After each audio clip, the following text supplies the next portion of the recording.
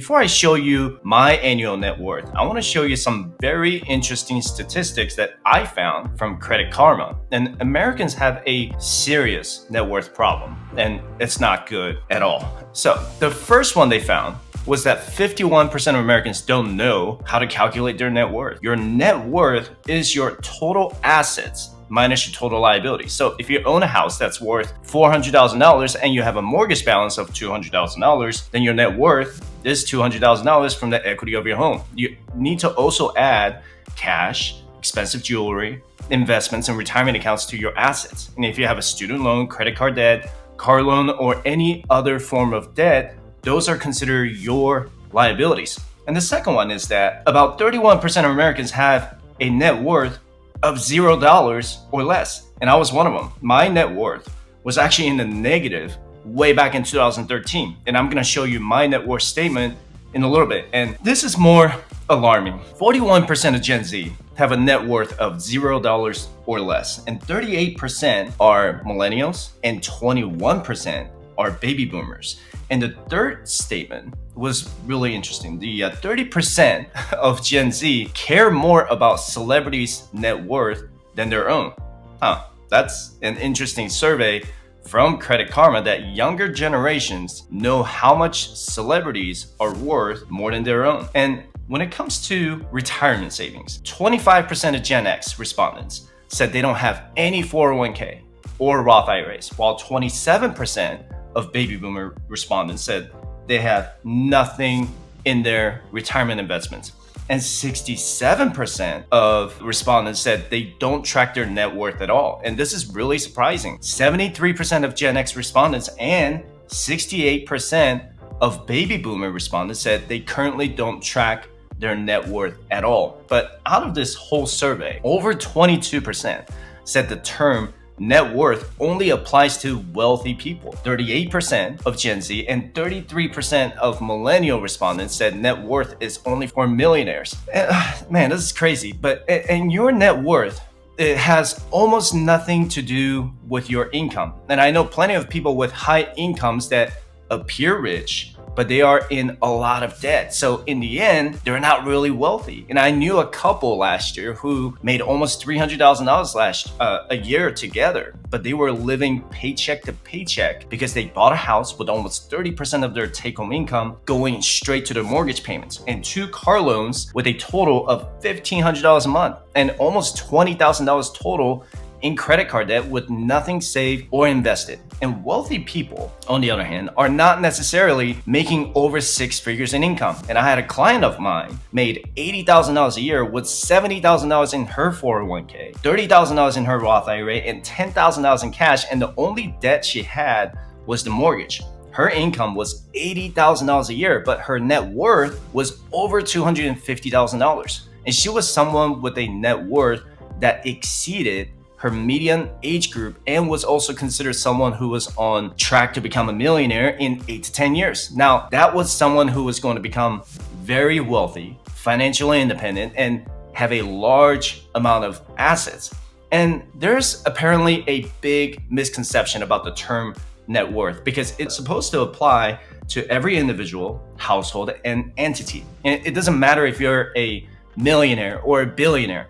Calculating your net worth is to assess your current financial health. And back in September 2013, which was almost 10 years ago now, I did my very first net worth statement a few days after my birthday. And it was absolutely depressing. And I closed my laptop and just cried myself to sleep that night. Well, not literally, but it got me thinking about how I got myself into that financial situation in the first place. And this was my net worth statement in September 2013, which you can download for absolutely free by visiting firesearch.com/resources. And I actually had this written down on a piece of scratch paper, and then I built this net worth calculator over time. But if you've been following my channel for a while, I've been keeping a detailed financial record since I started my financial independence journey. And I was in a huge financial mess. I didn't know how much of a mess I was in until I wrote everything down. And starting with my assets, I had about $300 in cash sitting in my savings account, which made 0.01% in interest every year. And I had $11,300 in my retirement fund, and I should have more, but I took out a 401k loan that reduced my balance by 50%. And I had two vehicles because one of them actually came with a divorce, so I was stuck with two car payments. But both vehicles combined were worth about $35,000 in private sales. And you can look up your vehicle value on Kelley Blue Book, and it's not 100% accurate, but it gives you an idea about how much you can sell your vehicles for today. And I also had a 529 college savings plan that I started investing for my daughter in 2012. And I had about $2,000 in that account back in 2013. And these were my liabilities. You ready for this? Man, they were a mess. But I had about $47,000 in credit card debt. And there were 5 maxed out credit cards with balances of $6,000, $8,000, and $12,000. And I had 2 car loans with almost $44,000 in debt. And I had a 2012 Honda Civic at the time that I bought for brand new, and my ex's 2007 Acura TLS that I got from the divorce. And I also took out a $9,000 personal loan to pay for my divorce and to move into a new place after a divorce and pretty much buy things that I didn't need. And lastly, I had a 401k loan, or TSP loan, which is the federal government version of the 401k. Took it out for $11,000 that I with a 4% interest rate at the time. So my total assets were around $50,000 with total liabilities of around $109,000. My net worth was about negative $60,000. But the biggest trouble I had was this right here, was the $109,000 in total debt.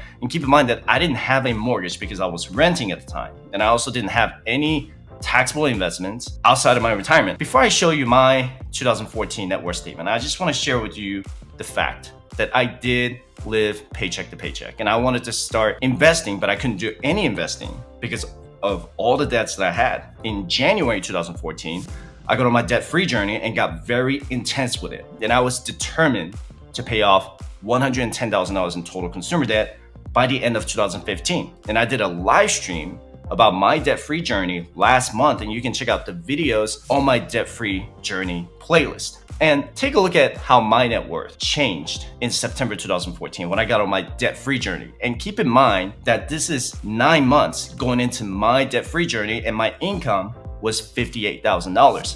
My cash remained the same with about $300. I should have increased that to $1,000 or $1,500 if I could do it again. And I still had no taxable investments because I was focused on paying off my debt. So I didn't have any room in my budget to invest at the time. But my retirement actually increased to 10.3% thanks to the stock market. And I didn't make any contributions to my 401k because I had a loan taken out, and the plan didn't allow me to contribute when I had a loan taken out. But every month I made the minimum payment with a 4% interest rate. Both principal and interest went back into my 401k. And I'm gonna have a video about the 401k loan coming out on Friday, so be sure to subscribe if you haven't done that already. And my asset also significantly decreased when I sold the Honda Civic and the Acura TLS. So I no longer own those vehicles, and I just decided to get a cheap car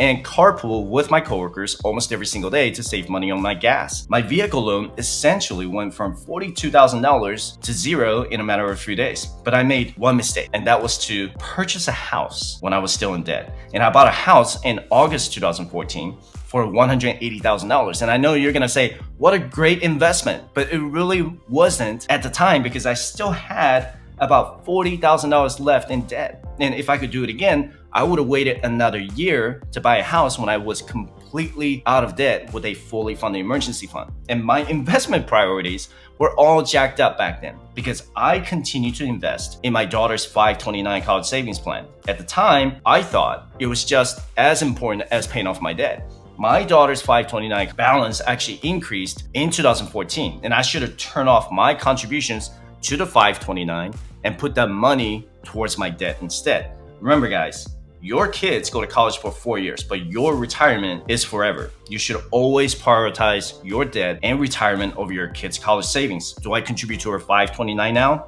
Absolutely. And take a look at my debt, and I paid down my credit cards by almost half. Remember that I had over $47,000 in credit card debt in 2013. Now it's down to half or about 23,500 with a year-over-year changes of 100%, right? And I was really excited to see that change. And I no longer had any car loans because I sold my vehicle. So that took $42,000 out of my balance sheet. My mortgage balance was actually $183,000. So I actually had more debt than what my home was worth at the time of the purchase. So I still continue to pay down my personal loan with a minimum payment, and the balance was reduced to about $8,000 with $750 year-over-year changes. So my balance actually decreased by 9.4%. And I also continue to pay down my TSP loan with a minimum payment, and the balance decreased by 28% or $2,300. If you take a look at my net worth changes, okay?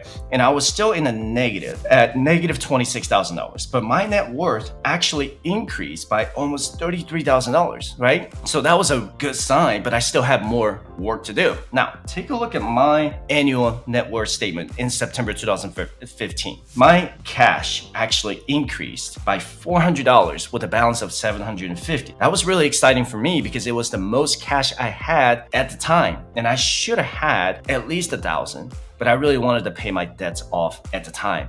And my retirement actually decreased by 1% in 2015 because the stock market was actually down that year, and I still continued to repay my 401k loan every single month with a bare minimum payment while I tackle my other debts. My home value increased by $17,000 year over year, and it was worth $197,000. So with a mortgage balance of $179,000, I had about $17,000 in equity. My daughter's 529 college savings plan increased by another 24% year over year.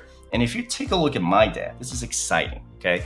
I paid off my credit cards by September 2015, and I had no credit card debt, and I had no car loans. And trust me when I say this, I had more room to breathe once my credit cards were paid off because I paid over 20% in interest back in those days. And I wasn't debt free just yet because I still had about $1,000 left in my personal loan from the divorce and a 401k loan or TSP loan with $7,400 remaining. And I was on track to be debt free by the end of 2015. And take a look at my net worth. It actually went into the positive, and my net worth was almost $25,000, mainly because of the equity in my home. And keep in mind that I do these net worth statements in my birth month every single year. And my income in 2015 was about $60,000. And if you really look at this statement, 92% of my net worth was actually in the equity of my home, and only 5% was in my retirement. And I still wasn't financially healthy because I didn't have a lot of cash, investments, or retirement. And I still had about $8,500 in total consumer debt. And now, take a look at the big changes in September 2016. I had paid off my personal loan and 401k loans by then. The only debt I had was my mortgage with a balance of $176,000. Please keep in mind that I'm not here to flex or show off what I have, but this is to show you my progress with how I transitioned from my debt-free journey to my financial independence journey. And take a look at my assets right here. 9 months after I became debt-free, I had a fully funded emergency fund that covers 6 months of my expenses. So out of that $24,500, $20,000 of that was in my emergency fund. And it took me about 5 months to save that much in cash. And my retirement savings increased by 44% because my 401k loan was repaid in full. However, I only contributed up to the employer match at that time in 2016 because I wanted to build up my cash savings. The value of my home also increased to $204,000 or about 3.4% year over year changes. So my net worth increased from $25,000 to almost $78,000 in just a year. Again, how did I do this? After I paid off my debts, the only liability I had was my mortgage, right? Using the same intensity during my debt-free journey, I increased my cash savings and retirement contributions. I still spent way less than I made. My income at the time was about $64,000 a year, and I felt much more comfortable with my finances than I was a year ago, but I wanted to do better with the income side of the house, but I couldn't do that as an enlisted member in the military. So in September, I began to transition out of active duty military and start pursuing a career in the world of civilians. So by September 2017, I transitioned out of the military and started a private sector job that paid about $130,000 a year. My income essentially doubled, right? But I still maintained the same lifestyle that I had. And the one thing I really wanted to work on was my retirement, because I was so behind on my 401k after taking out a 401k loan and getting myself into credit card debt. My net worth significantly increased by $134,000, or a total of $212,000. This is insane. And here are the reasons why. One, I increased my cash savings by almost $15,000, and I maintain my total expenses below 50% of my take-home income. Two, the value of my home went up by 13.2%, or $31,000 year over year. It was the beginning of the housing market boom. And three, the only debt I had was my mortgage, and the mortgage balance decreased by 2% year over year. And lastly, if you take a look at my retirement right here, okay, it actually increased by almost $82,000. Here's how I did it. My 401k plan actually offered what's called an after-tax contribution. So let me show you how it works. In my 401k, the maximum employee contribution back in 2017 was actually $18,000 because I got paid bi-weekly. It was about $692,000 every paycheck into my Roth 401k. My employer did a match of 3% of my gross income. So it was around $4,000 in that same year. My employer match went into the traditional portion of my 401k. And I also did a $32,000 after-tax contribution to my 401k. So if you log into your 401k website, you're gonna see traditional, Roth, and after-tax, okay? After-tax is a separate portion of that. And this is the part that most people don't know about, because only about 30% of employers offer this. And I took advantage of this and absolutely maxed out my 401k. So the total 401k contribution for the year 2017 was actually $54,000,